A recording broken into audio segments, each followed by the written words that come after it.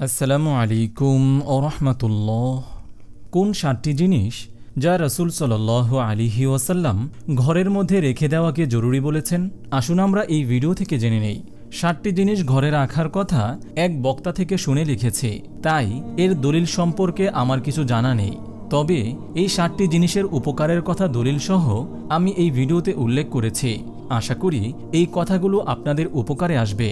তা হলো, 1 নম্বরে যে জিনিসটি রাসূল সাল্লাল্লাহু আলাইহি ওয়াসাল্লাম ঘরের মধ্যে রাখতে বলেছেন তা হলো জমজমের পানি।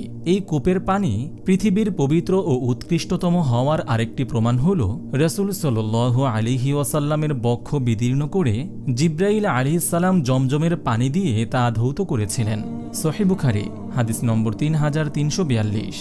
আবু যর গিফারি রাদিয়াল্লাহু তাআলা আনহু বলেন, রাসূল সাল্লাল্লাহু আলাইহি ওয়াসাল্লাম বলেছেন, নিশ্চয়ই জমজমের পানি বরকতময়।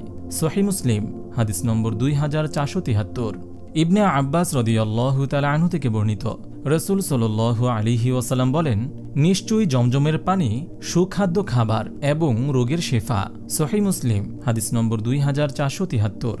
আপনি কোনো সমস্যার মধ্যে পড়ে যান, তা হতে পারে শারীরিক কিংবা রুহানি। যে কোনো সমস্যার মধ্যে পড়লে আপনি কেবলার দিকে মুখ করে দাঁড়িয়ে 1 গ্লাস জমজমের পানি পান করুন।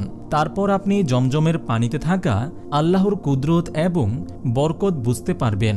তার প্রভাব আপনি আপনার শরীরে অবশ্যই অনুভব করতে পারবেন ইনশাআল্লাহ। ফকিহগণ জমজমের পানি পানের কিছু আদব উল্লেখ করেছেন, যেমন কেবলামুখী হওয়া, বিসমিল্লাহ বলা, 3 শ্বাসে পান করা, পরিতৃপ্ত হওয়া, শেষে আলহামদুলিল্লাহ বলা ইত্যাদি। জমজমের পানি ইবাদত মনে করে পান করা উচিত। জমজমের পানি পান করার সময় একটি বড় কাজ হলো দোয়া করা, কেননা হাদিসে এসেছে জমজমের পানি যে উদ্দেশ্য নিয়ে পান করবে তা পূরণ হবে। সুনানে ইবনে মাজা হাদিস নম্বর 3062। 2 নম্বরে যে জিনিসটি রাসূল সাল্লাল্লাহু আলাইহি ওয়াসাল্লাম ঘরের মধ্যে রাখতে বলেছেন তা হলো কালো জিরা। আবু হুরায়রা রাদিয়াল্লাহু তাআলা আনহু থেকে বর্ণিত, তিনি রাসূল সাল্লাল্লাহু আলাইহি ওয়াসাল্লামকে বলতে শুনেছেন, কালো জিরায় সকল প্রকার রোগের উপশম আছে, তবে আসসাম ব্যতীত, আর আসসাম হলো মৃত্যু। সহিহ মুসলিম হাদিস নম্বর 5659। প্রাচীন কাল থেকে কালোজিরা মানবদেহের নানা রোগের প্রতিষেধক এবং প্রতিরোধক হিসেবে ব্যবহার হয়ে আসছে। এই জন্যই এই জিনিসটিকে অনেকে কালোহীরা বলেন। এটি শুধুই একটি মশলা নয়, এর কাজ শুধু খাবারের স্বাদ বৃদ্ধিতেই নয়, আয়ুর্বেদিক ও কবিরাজি চিকিৎসায়ও কালোজিরার ব্যবহার হয়। তাই যারা নিয়মিত কালোজিরা খান তারা রোগ ব্যাধি থেকে দূরে থাকেন। 3 নম্বরে যে জিনিসটি রাসূল সাল্লাল্লাহু আলাইহি ওয়াসাল্লাম ঘরের মধ্যে রাখতে বলেছেন তা হলো খেজুর। আয়েশা রাদিয়াল্লাহু তাআলা আনহা থেকে বর্ণিত, রাসূল সাল্লাল্লাহু আলাইহি ওয়াসাল্লাম বলেন, মদিনার উচ্চভূমিতে উৎপন্ন আজওয়া খেজুরের মধ্যে রোগের নিরাময় রয়েছে, আর প্রথম ভোরে তা আহার করা বিষের প্রতিষেধক। সহিহ মুসলিম হাদিস নম্বর 5168।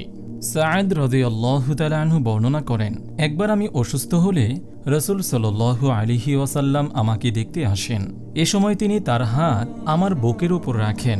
আমি তার শীতলতা আমার হৃদয়ে অনুভব করি। এরপর তিনি বলেন, তুমি হৃদরোগে আক্রান্ত, কাজেই তুমি সাকিফ গোত্রের অধিবাসী হারিসা ইবনে কালদার কাছে যাও, কেননা সে একজন অভিজ্ঞ চিকিৎসক, আর সে যেন মদিনার আজওয়ার খেজুরের 7টা খেজুর নিয়ে বিচিসহ চূর্ণ করে তোমার জন্য তা দিয়ে 7টি বড়ি তৈরি করে দেয়। আবু দাউদ হাদিস নম্বর 3835। হযরত সাঈদ রাদিয়াল্লাহু তাআলা আনহু আরও বলেন, আমি রাসূল সাল্লাল্লাহু আলাইহি ওয়াসাল্লামকে বলতে শুনেছি, যে ব্যক্তি ভোরে 7টি আজওয়া খেজুর খাবে সেদিন কোনো বিষ ও জাদুটোনা তার কোনো ক্ষতি করতে পারবে না। সহিহ বুখারী হাদিস নম্বর 5445। আলী রাদিয়াল্লাহু তাআলা আনহু বলেছেন, যে ব্যক্তি 7টি আজওয়া খেজুর প্রতিদিন আহার করে তার পাকস্থলীর প্রতিটি রোগ নির্মূল হয়ে যায়। 4 নম্বরে যে জিনিস রাসূল সাল্লাল্লাহু আলাইহি ওয়াসাল্লাম ঘরে রাখতে বলেছেন তা হলো জৈতুনের তেল। জৈতুন ছিল মহানবী সাল্লাল্লাহু আলাইহি ওয়াসাল্লামের প্রিয় ফল। এর তেল শরীরের জন্য বেশ উপকারী। রাসূল সাল্লাল্লাহু আলাইহি ওয়াসাল্লাম নিজে ব্যবহার করতেন এবং সাহাবায়ে কেরামকেও জৈতুনের তেল ব্যবহারের তাগিদ দিতেন।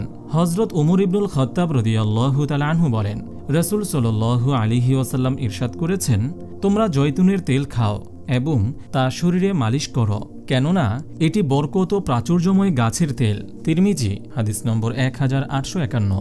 রাসূল সাল্লাল্লাহু আলাইহি ওয়াসাল্লাম যে ধরনের জয়তুন পছন্দ করতেন সেগুলো আমাদের দেশের জলপাইয়ের মতো নয়, সেগুলো আরেকটু ছোট ছোট হয়, দেখতে কালো, একসঙ্গে অনেক খেয়ে ফেলা যায়। তবে পরিবেশগত কারণে আমাদের দেশের জলপাই আরবের জলপাইয়ের সঙ্গে হুবহু না মিললেও ঔষধি গুণে কিছুটা মিল পাওয়া যায়। 5 নম্বরে রাসূল সাল্লাল্লাহু আলাইহি ওয়াসাল্লাম যে জিনিসটি ঘরে রাখতে বলেছেন তা হলো মধু। আল্লাহর হুকুম, রহমত ও কুদরতে মধু প্রতিটি রোগের ঔষধ। মধু সম্পর্কে আল্লাহ তাআলা কোরআনুল কারিমেও বলেছেন, তাতে মানুষের জন্য রয়েছে রোগের প্রতিকার। সূরা আন-নাহল আয়াত 68 থেকে 69।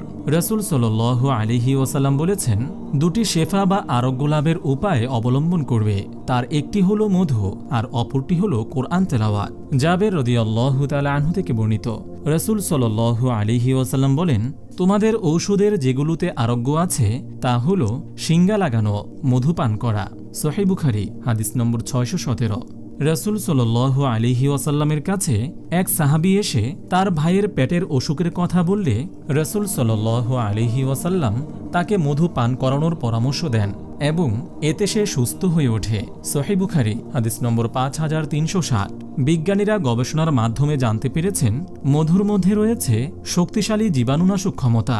6 নম্বরে রাসূল সাল্লাল্লাহু আলাইহি ওয়াসাল্লাম যে জিনিসটি ঘরে রাখতে বলেছেন তা হলো কোরআন মাজিদ। কোরআন মাজিদ এমন একটি কিতাব যা দ্বারা আপনি সমস্ত মুসিবতকে দূর করতে পারবেন।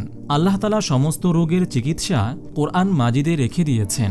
আল কোরআন মুসলমানদের জন্য শুধু পরকালের মুক্তিদাতাই নয়, বরং ইহকালেও রক্ষা কবচ। একজন রোগাক্রান্ত মুসলমানের জন্য আল কোরআন উত্তম প্রতিষেধক রূপে সর্ব অবস্থায় বিদ্যমান। আল্লাহ তাআলা বলেন, আমি কোরআনে এমন বিষয় অবতীর্ণ করেছি যা রোগের প্রতিষেধক। সূরা ইসরা আয়াত 82। আব্দুল্লাহ ইবনে মাসউদ রাদিয়াল্লাহু তাআলা আনহু হতে বর্ণিত, তিনি বলেন, রাসূল সাল্লাল্লাহু আলাইহি ওয়াসাল্লাম বলেছেন, তোমরা কোরআন ও মধু দিয়ে ব্যাধি নিরাময়ের ব্যবস্থা করবে। ইবনে মাজাহ হাদিস নম্বর 3452। যে ঘরে কোরআন তেলাওয়াত করা হয়ে থাকে সে ঘরকে আল্লাহ রাব্বুল আলামিন সমস্ত আপদ বিপদ বালা মুসিবত রোগ ব্যাধি থেকে হেফাজত করেন। 7 নম্বরে রাসূল সাল্লাল্লাহু আলাইহি ওয়াসাল্লাম যে জিনিসটি সম্পর্কে জানিয়েছেন তা হলো ফলের জুস। যে ঘরে ফল বা ফলের জুস থাকে সে ঘরে বরকত নেমে আসে। রাসূল সাল্লাল্লাহু আলাইহি ওয়াসাল্লাম আঙ্গুরের জুসকে ঘরে রাখতে বলেছেন। 7 নংয়ের এই কথাটি বক্তা থেকে শুনেছি, এর দলিল সম্পর্কে আমার জানা নেই। আল্লাহ তাআলা আমাদের সবাইকে এই 7টি জিনিস ঘরে রাখার তৌফিক দান করুন, আমিন। আপনি যদি এরকম ভিডিও আরও পেতে চান তাহলে এই চ্যানেলটি সাবস্ক্রাইব করে পাশে রাখা বেল আইকনটি অন করে দিন।